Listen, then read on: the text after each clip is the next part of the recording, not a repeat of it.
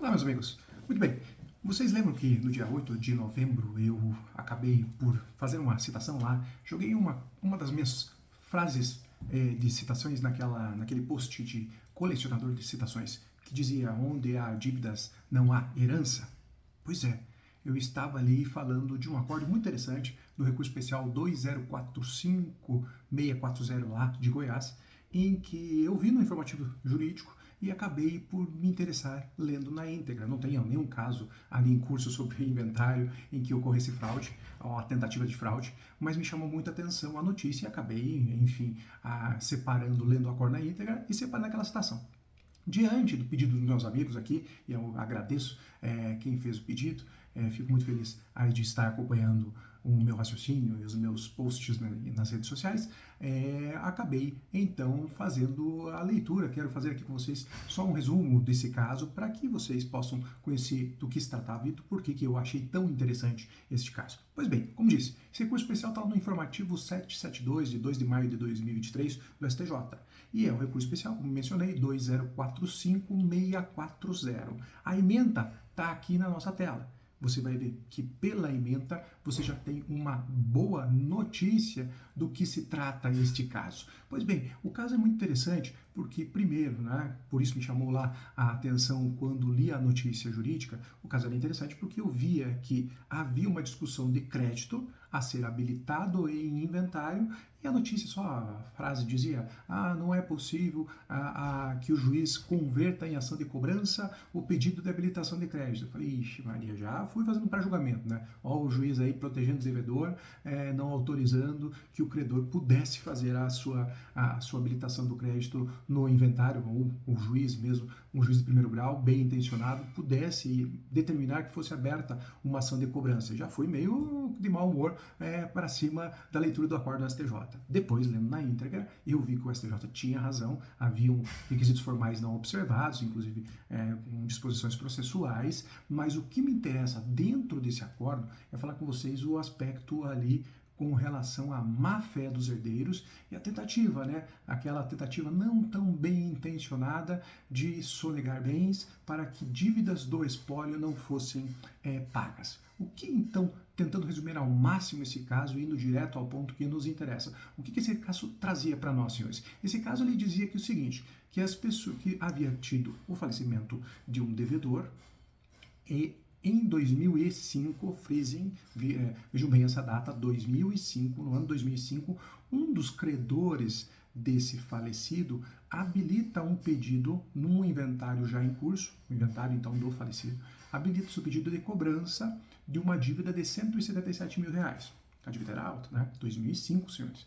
Ele fala, o credor: olha, eu era avalista de uma operação bancária do falecido, em que era a pessoa jurídica e as pessoas físicas eram devedoras. Ele faleceu, não pagou a dívida, eu fui lá e paguei para que essa dívida não aumentasse ainda mais com juros, correção e etc. E na qualidade de subrogado, e isso, um vídeo sobre subrogação, pagamento com subrogação, farei para vocês. Se vocês desejarem, fala aí para mim nos comentários se deseja que eu explique essa modalidade jurídica. Pois bem, paguei com subrogação paguei este débito e me subroguei em todos os direitos e deveres, todos os direitos decorrentes daquela operação de crédito lá feita com o banco, nesse caso que era o Banco Bradesco. Habilitou, fez o pedido de habilitação de crédito em 2005, senhores. Este pedido lá no início é avaliado pela inventariante, que fala que não existia a dívida, que essa dívida não era uma dívida formada, líquida e exigível, e pede então a não habilitação deste credor. Depois, no meio do processo, isso é interessante, senhores, no meio do processo, as partes chegam a fazer acordo. Eles fazem acordo para extinguir essa dívida com o pagamento de bens do próprio falecido, que seriam transmitidos aos herdeiros, e lá, quando o Ministério Público vai analisar essa situação, esse acordo possível entre, então, o espólio e esse credor, ele se opõe a esse pagamento ou a esse acordo, porque diz: esses bens não estavam rolados ali no inventário, então eles foram sonegados. Inventariante, que era a viúva Meira, me explique por que você sonegou esses bens. E aqui já começa a primeira confusão, né? Ela não explica, falou que não era porque que esses bens não eram do inventário, dá uma enrolation e depois o processo prossegue, o MP se opondo, as partes acabam desistindo do acordo e há o curso normal do inventário, com o credor tentando receber esse valor da dívida por meio de habilitação de crédito. O que é interessante daí vem o fato que gostaria de discutir com vocês. Lá em 2011, olha que interessante, 6 anos após o falecimento, em 2011, uma das herdeiras, já atingida a maioridade, acaba por vir aos autos e noticiar a existência, em fevereiro de 2011, de um inventário extrajudicial realizado. Ele fala, olha aqui, ó, eu cheguei com meus irmãos e com a minha mãe, fomos lá no cartório e fizemos um inventário extrajudicial. A lei autoriza, obviamente, né? Havia tido a reforma do Código de Processo Civil, autoriza a que herdeiros maiores e capazes possam realizar o inventário por meio extrajudicial. Então fala que já partilhamos os bens, está aqui a escritura pública, eu peço a extinção do processo de inventário judicial, porque daí foi feito o extrajudicial pela perda do objeto, e também, né, como a habilitação do crédito desse credor está lá está apenso, né, e está tramitando conjuntamente com esse inventário judicial, eu também peço a extinção pela perda do objeto desse inventário judicial e aqui do pedido de habilitação do crédito do credor. Obviamente o credor impugna, fica louco, maluco. O juiz, então, em resumo de primeiro grau, também vê que ali não havia a figura da boa-fé, não havia um comportamento de boa-fé da inventariante e dos herdeiros e acaba, então, em sentença por rejeitar o pedido de extinção do inventário judicial por perda de objeto, acaba por, e aqui é o interessante, é o único ponto que vou abordar com vocês nesse acórdão, ele acaba por, então, anular de ofício o inventário extrajudicial realizado, porque falava que este inventário visava fraudar o direito de terceiros. Então haveria aqui uma tentativa de fraude ao direito de terceiros e diante disso ele não poderia concordar com essa fraude. Então o juiz acaba por fazer com que este pedido de inventário o judicial não fosse extinto, o extrajudicial sim declara a nulidade dessa operação e manda reservar bens aos credores, porque falava ele, o juiz de primeiro grau, que estes devedores, na qualidade de herdeiros, estavam querendo se furtar ao pagamento de uma dívida. E daí então o Tribunal de Justiça do Goiás acaba por manter essa decisão de declaração de nulidade e o STJ é provocado a analisar essa questão. Por quê? Porque diziam os herdeiros que o juiz não poderia declarar ex officio, declarar de vontade própria, né, sem um pedido expresso ao inventário extrajudicial realizado, né, não poderia declarar essa nulidade, e daí também, além disso, não poderia mandar reservar bens aos credores, sendo que esse crédito não havia sido ainda constituído. E também afirma, além de tudo, pede para que fossem afastadas as penas de litigância de má-fé. Ok? E o STJ então vai analisar. E daí aqui eu vou só trabalhar com vocês, faço questão de ler aqui o acordo, então vamos lá para a nossa tela muito rapidamente a questão deste processo ou do voto do relator em que ele analisa, tá, senhores, analisa se era possível ou não era possível. Ele fala, primeiramente, que ao decretar essa nulidade da escritura pública, o juiz não teria razão nos fundamentos em que ele utilizou, fundamentos jurídicos, tá?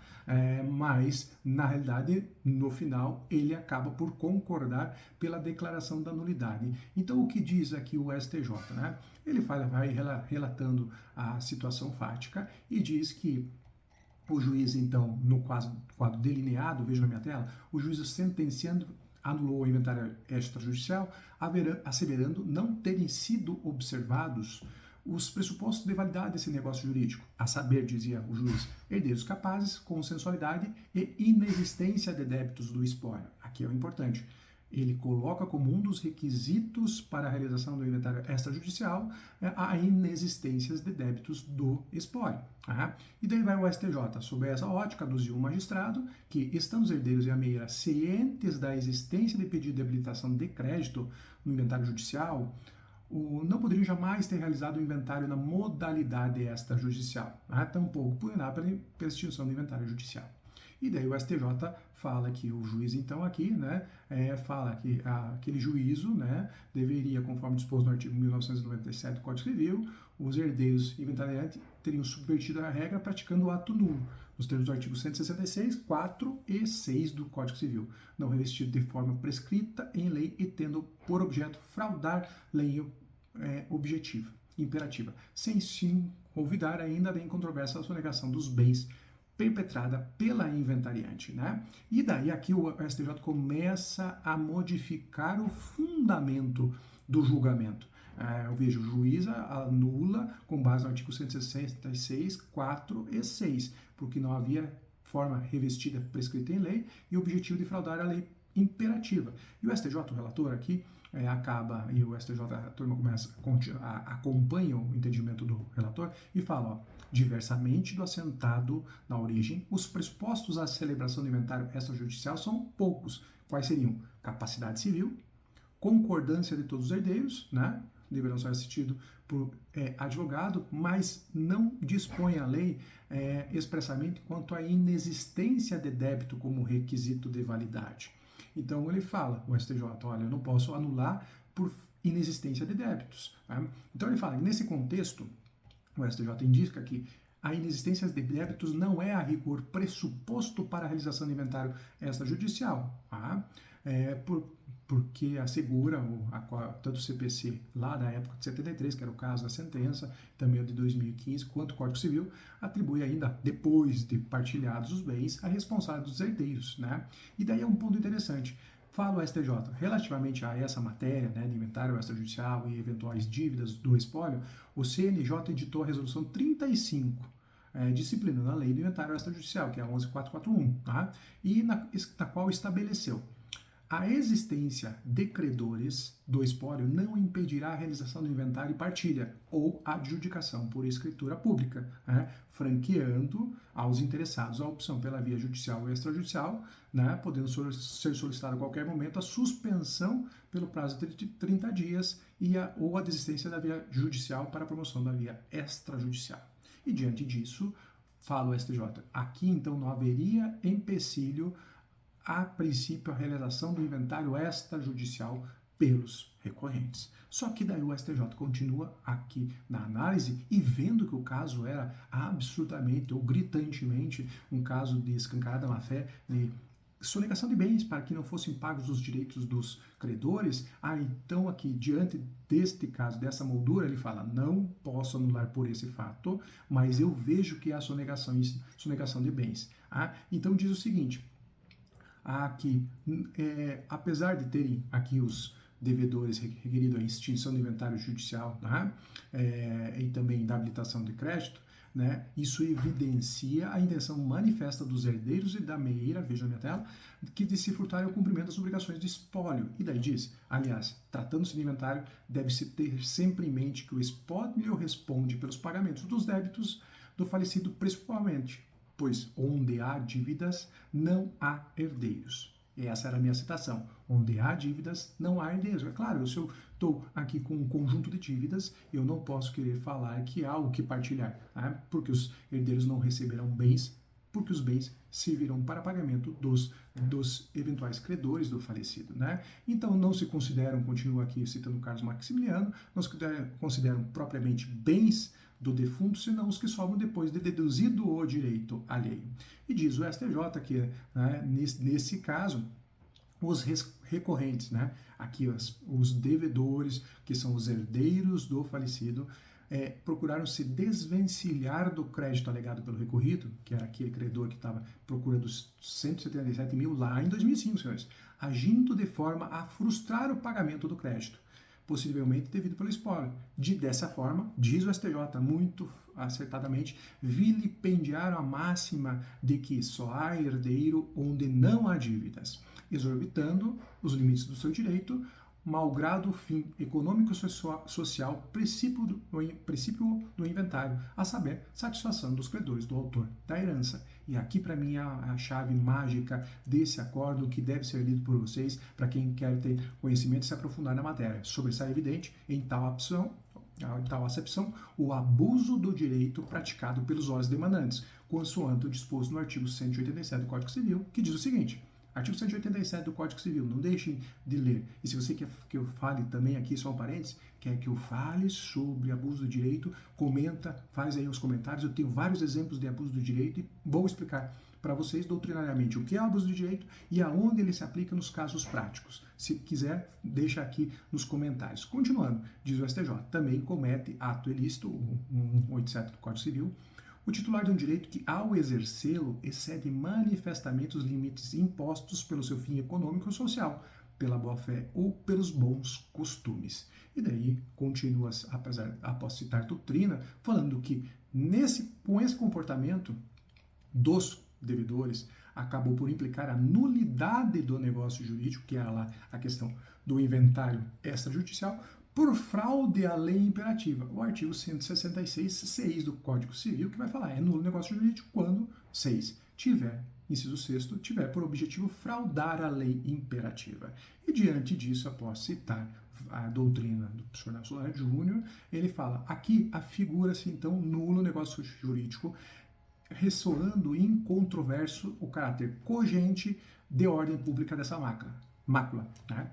A implicar o reconhecimento da invalidade até mesmo de ofício pelo juiz, pois, segundo o preceitor, artigo 168, parágrafo único do Código Civil, as nulidades devem ser pronunciadas pelo juiz quando conhecer do negócio jurídico ou dos seus efeitos e as encontrar provadas, não lhe sendo permitido suprimi-las. Além disso, ressalta que o negócio jurídico nulo não é suscetível de confirmação, nem convalesce pelo decurso de tempo. Então aqui o STJ, para finalizar, senhores, ele fala o seguinte, olha, vocês quiseram fraudar a lei, vocês abusaram do direito, quiseram sonegar bens do inventário para se beneficiar em detrimento dos credores e fraudar a lei imperativa. Esse negócio é nulo de pleno direito e o juiz poderia anular. Não porque não pode ser feito um inventário extrajudicial onde há dívidas. Pode sim, eu posso declarar lá a existência de dívidas, fazer acordo, de falar como é que eu vou pagar. Eu posso fazer isso. O CNJ autoriza a realização desse inventário, mas o que eu não posso é fraudar, tentar utilizar aqui, então, de uma opção legal, que é o inventário extrajudicial, para fraudar direito de terceiros. E aqui, então, é o que me chamou mais a atenção, eu acho que quem quiser deve, né, para aprofundar os conhecimentos aqui, analisar esse acordo, ler com atenção e estudar um pouco mais, sempre, como digo, na dúvida, não deixe de procurar um bom advogado. Você aqui conseguirá avaliar, se você não tiver conhecimento, não for da área do direito, você tendo dúvida de que eventualmente está sendo utilizado o inventário para fins não legais ou fins de fraude de direitos de terceiro, você pode estar vendo, inclusive, o cometimento aqui de nulidades graves, inclusive invocando o abuso do direito.